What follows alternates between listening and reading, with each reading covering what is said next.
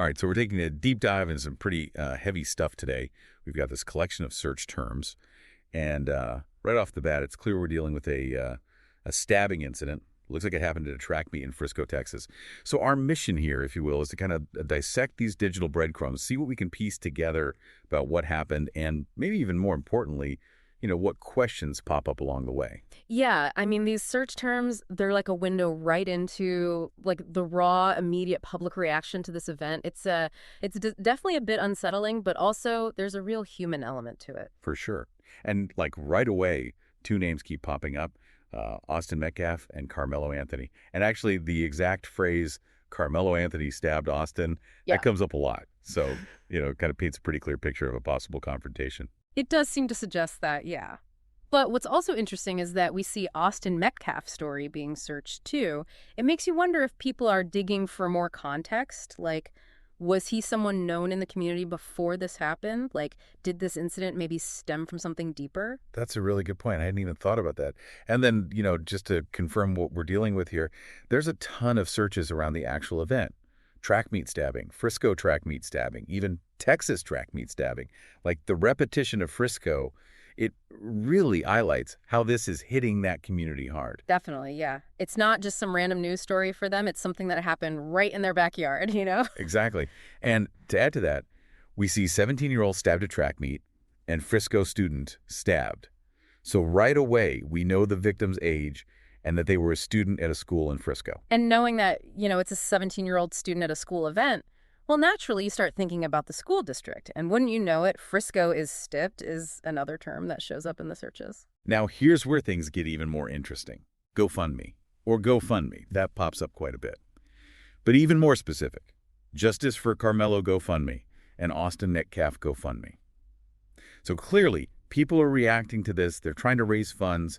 And it seems like maybe for both individuals involved. The fact that there are potentially GoFundMe campaigns for both the alleged assailant and the victim, that really jumps out at me. It suggests a community that's not jumping to conclusions. Maybe they're trying to support everyone affected, regardless of what went down, which, that adds a whole other layer of complexity to this. It's not just a clear-cut good guy, bad guy situation. Yeah, it definitely makes you think. And then we see Instagram in the mix, too. So social media, as always these days, is likely playing a huge role in how this whole thing is being discussed and perceived. Social media, it's like a wildfire, right? It spreads information, speculation, emotion, all of it super fast. So seeing it here, yeah, it's pretty much a given that it's playing into the whole narrative. Makes sense. Oh, and one more name we should mention, Hunter Metcalf. It's probably safe to assume that's a family member of Austin Metcalf, maybe a brother or something. Yeah, that's a fair guess.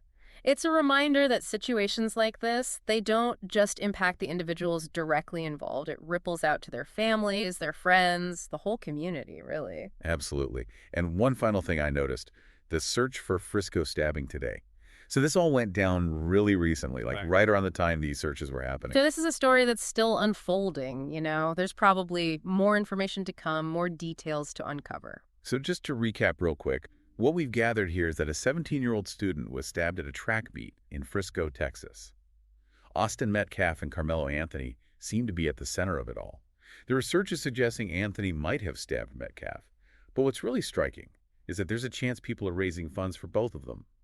And of course, social media is likely playing a huge part in all of this. And that really is the key takeaway for me, those GoFundMe searches.